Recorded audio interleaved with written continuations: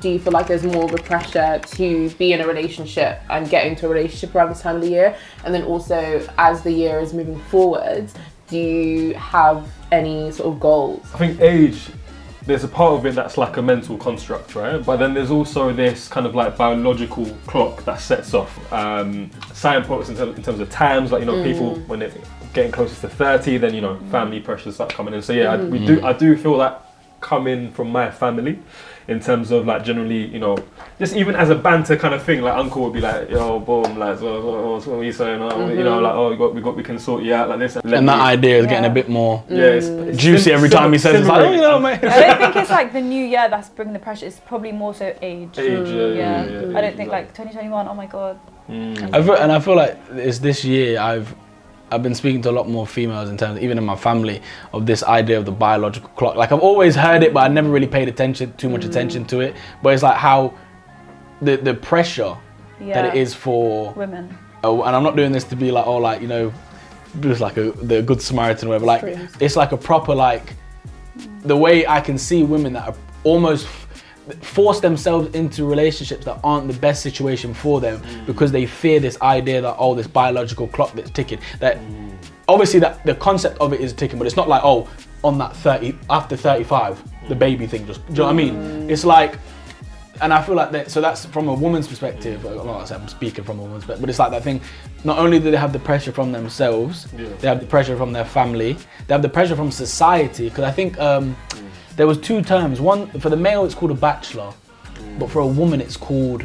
I'm looking to you. Woman of the night. No. It's like spinster. Is that what it is? That's spinster. Yeah, you're a lonely old spinster. Yeah, and it's kind of like this. You see, even English language is so sexist, right? Like you call a player, a guy, a Casanova. Or can you stop pointing at me? You've got a player, all right. The fridge right there. But yeah, essentially, like you see that how deep rooted sexism is. Right? How, you know, and that.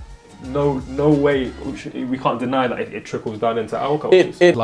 I've stopped. I think the main thing I've adopted is I've stopped trying to decide when certain things, like, you know, like some people say, oh, 2020, this is the year I'm going to get married. It's like, I know a lot of people before COVID was like, well, this is the year I'm going to travel. Oh, are you? Yeah, I tried that. How's that going for you? Do you know what I mean? Right, you can live your life completely, have a very meaningful existence and give so much to whatever you want to do.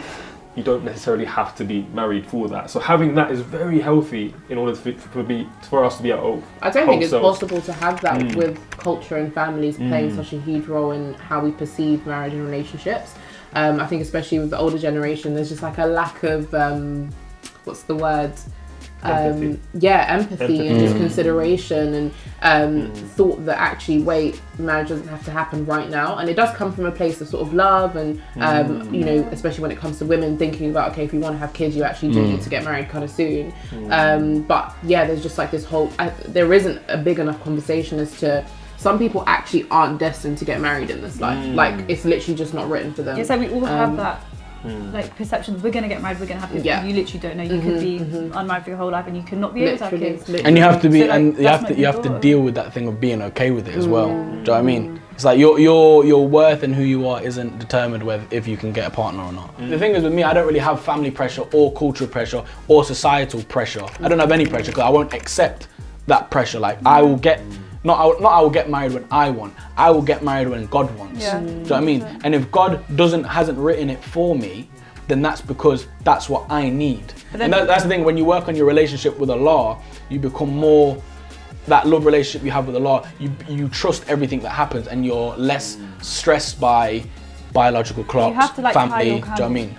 Yeah, 100%. Don't be like chilling in your yard on no date and actually meeting nobody and just expect God to just bring the person to you. Yes, indeed, tie your camel and like do the necessary steps, but have the certain belief, the unwavering belief that what is for you is not gonna miss you. You can't miss fate. Do you know what I mean? Your fate is your fate, it's written. Obviously, tying your camel is almost your acting part in it to almost show Allah, like, look, Allah, I'm trying, I'm doing the necessary steps. But it's like, when it's the right time for you, the best time, I'll send someone. Open to the idea of it because of familial pressure. Single too. Be on a date with someone and someone's in the middle is like, That'd be so weird. so do you guys like each other? Okay. So do you think it's possible to date in a halal manner? But I think that the Lord thing. I'm Oh, joking. you speak for the Lord now.